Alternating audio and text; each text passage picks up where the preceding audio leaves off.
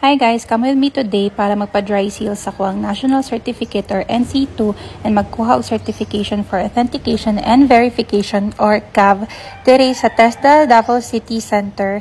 Duol ra ni siya sa SPMC ha, sa atbang anang SPMC sa bahada nga dalan kay naay penongs og shell in between ana nay gamay nga dalan diha ninyo makitaan ang TESDA Regional Office 11 nara dira. Tapos take note aning mga improper attire kay in tawon naka shorts ra ko dili gyud pasudlon, so bawal magsando, magchinelas, magkalo. Ang inyong NC2 certificate kay madawat na ninyo sa inyong email a day or two after sa inyong assessment. So if wala ninyo nadawat, I think moanhi mo diri sa TESDA office kay basin na mali lang og input ang inyong email address. So diri mo makapakorekt ana.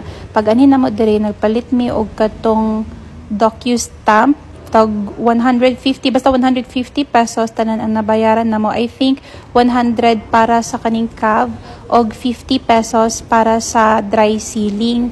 Unya kani kay nagprint na mi daan ani sa among NC2 ha, unya kaya taga may 2 photocopies nga na dry seal po.